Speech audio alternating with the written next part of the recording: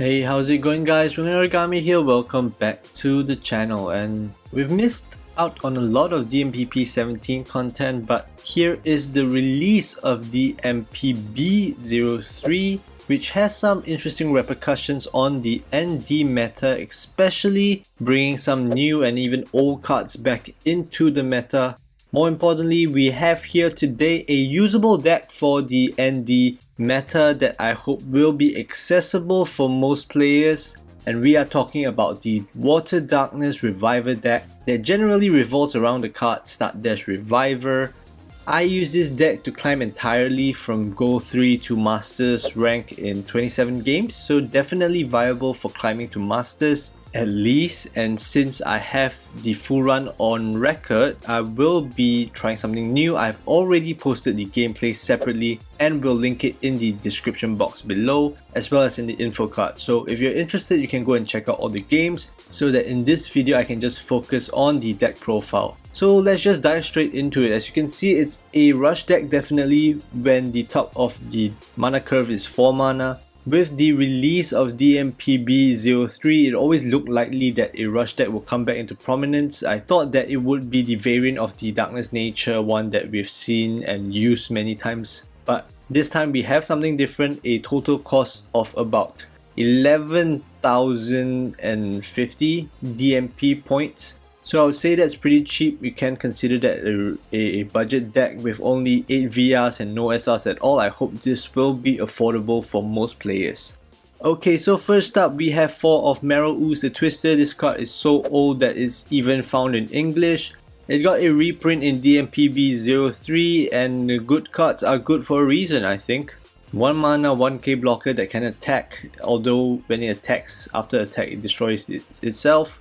Pretty much as much value as you could want from a 1 mana card, and I would say that destroying itself on attack can sometimes be important as graveyard fuel for your graveyard evolutions, or even Startdash Reviver's revive effect. Next up is a card that's surprisingly even stronger than Marrow Ooze. For 1 mana, we play 4 of Death March, the Reaper Puppeteer. We've seen this card before in the Nature Darkness Rush decks, but just a recap. Graveyard Evolution evolves off a darkness creature in your graveyard. Whenever this creature battles, your opponent's creature gets minus 4,000 power until the end of the battle. So a 1 mana creature that evolves off your graveyard, which means it can attack on the turn it's summoned, and in battle is effectively a 5k attacker. Only downside is that it's a Graveyard Evolution, which means you can't really play it that early. Essentially you can't play it on turn 1 because you need targets in your graveyard. But as the game progresses, it's an insane value for 1 mana. Then we have 4 of Zabi Claw, Dark Warrior, which is pretty much the darkness version of Daily Fighter Break Claw. Attacks each turn if able. If you play rush decks often, you know that these 1 mana cards that can attack make a significant difference, because they often sort of stand for 2 broken shields, since your opponent usually doesn't have enough mana to deal with it that early, and 2 shields out of 6 required attacks in a rush deck is often a difference maker. And if it dies, no issue, darkness creature is more graveyard fuel. Moving on to the 2 cost picks, we have 4 of Aqua Melge, or Melge, I don't know how you pronounce it. Let me know down in the comment section below. During your turn, whenever another one of your creatures enters the battle zone, you may discard a card from your hand. If you do, draw a card, and this effect can only trigger once per turn.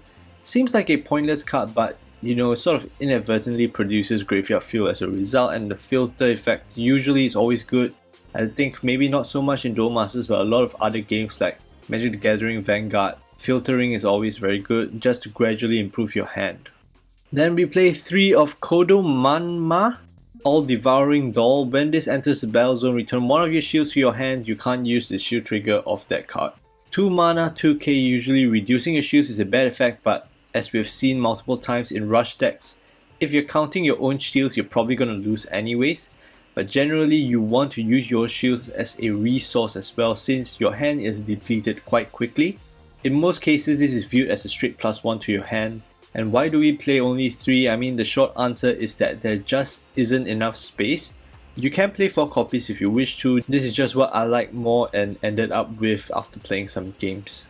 One of the reasons for that also is because of how good this next card is. We play 4 of Atsuto, Dual Hero Strategist. This card was always going to be good in the cards that needed it. When this enters the battle zone, you may draw 2 cards. If you do, discard 2 cards from your hand. 2 card filtering for a 2 mana 2k, like I said before, graveyard fuel and improving your hand. At pretty much no cost to its stat line, the only downside, which is quite ridiculous to say, is that it's multicolored. Requires 2 manas in the mana zone to play it and also enters the mana zone tab. Which kinda sounds stupid, but in rush decks, these sort of things actually do matter as they kind of impact your tempo, but nonetheless a small price to pay for such a good card. Next up we play 2 of Aqua Hulcus, also another old card but a simple effect that withstands the test of time. When this enters the battle zone, draw a card, 3 mana 2k draw. Simple, elegant, efficient. You run out of cards fast in this deck, so it's a straightforward way to sustain your hand. I might consider dropping this to 1 and bring Kodamanma to 4, but I think playing a 1-off in the deck feels very weird to me, because it feels like a 1-off is not a card that you can rely on, and then if you're not really relying on it or splashing it for very specific reasons, I feel like that shouldn't be a card in your deck. But I don't know, it's just something, it's probably more of a mental thing for myself than an actual concern. Yeah. Of course, the other thing is probably better for mana color, even though we do have 22 water and 26 dark at the moment. Another one where you can make the decision for yourself. You can play 1 of it, none of it, or even 4 of it if you want to. It fits the genre of the deck. It's more of what you want to squeeze in there. And now for one of the big guns, we play 4 of Fuuma Gorgonshack. 3 mana 2k straightforward effect. Spells cost 2 more to cast, and that's your spells and that's also your opponent's spells, but of course you've guessed it, we don't play any spells. This is the sort of control card that holds off your opponent's solution to your rush by 2 more turns. Things like Hyperspatial Ryusei now cost 7 mana, which is far too late for them. Don Vacuuming now is like 6 mana. For spell heavy decks, psychic creature decks, which is the meta right now, it suddenly delays their options and further increases your lead on their shields. There is an alternative to this card, and that is Aqua Sonic Wave. When this enters the battle zone, you may return one of your opponent's creatures that has power 4000 or less to its owner's hand. So it deals with your opponent's annoying early creatures instead of spells. I tried to include this in the deck, but there was just no space, and I think you might see in the gameplay that there are some games where I was trying out this card, but ultimately I think in the current meta, cards like Gorgonshack is way more important, and there was just sort of no space for this. Although I think one day it will be more useful. Another one that will be up to your choice, whether you see more spells or creatures in your meta. And like if you don't maybe have all copies of the other cards in the deck, this is one that you might want to consider including as a replacement card. Okay, moving on, we have 3 of Dorgedos, the Reaper Drake.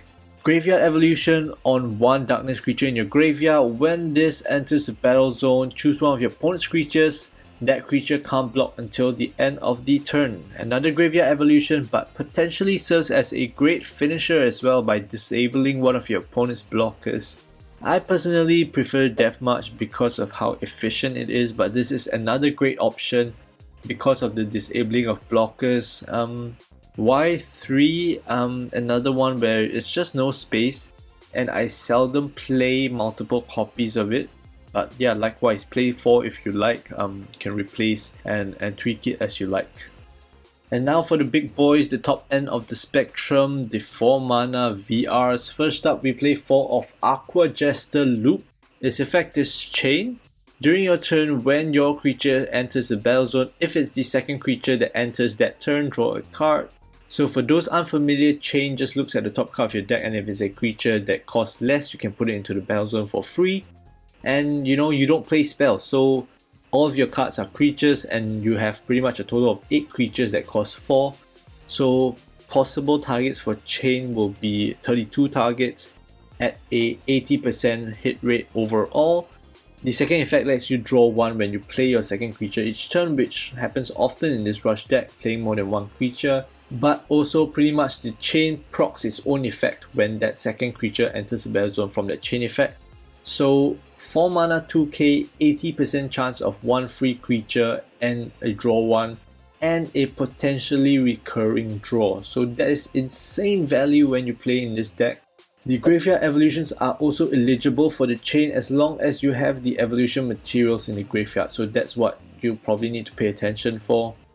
Lastly, the main event, we play 4 of Startdash Reviver Crystalline Shadow. The deck is pretty much built around this guy, even though it's ironically not that important. Evolution on a water or darkness creature. When this enters the battle zone, you may put a creature that costs 3 or less from your graveyard into the battle zone, double breaker. So it's not a grave evolution, it's a normal evolution, which means you need a creature on the field ready, but it creates a decent double breaker and summons something from your graveyard for free.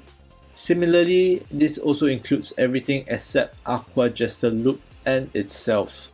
Very explosive, powerful card that capitalizes on the graveyard field that we've been generating, just sort of simple and efficient. And yeah, that's it. No psychic creatures. I don't know what deck I wanted to disguise as, but I just tried to put in a reasonable psychic list that sort of looked slow. I guess once the meta is stable, then we'll take a look again at what would be the best deck to mimic to see, you know, what will make your opponent play a less ideal turn 1, even though maybe overall it won't be that important, but I guess it does make a difference.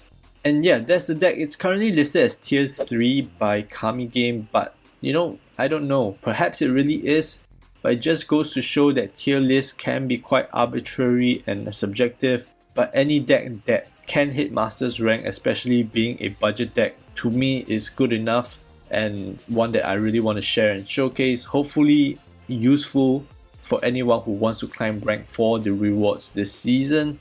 And yeah, I think that's all. I will be linking the gameplay for every game that I played with this deck from Gold 3 to Masters rank. I think it's already out. It will be the video before this, but I'll just link it just in case. There might be some minor tweaks in the deck throughout the games you might notice, but this is the list that I ultimately went with in the end. So like I said, feel free to tinker with it and find the best version for yourself. Hope you guys enjoyed this video and found it useful. If you did, do help me drop a like on it to let me know, and I'll keep making more videos just like this one. If you're new here, consider subscribing to the channel to stay up to date with more Duel Masters plays and other mobile gaming content. Forget about the notification bell, just subscribing would mean a lot to me. Hopefully this comes out before the new year, so here's to a better year ahead for all of you. Stay safe and bye bye.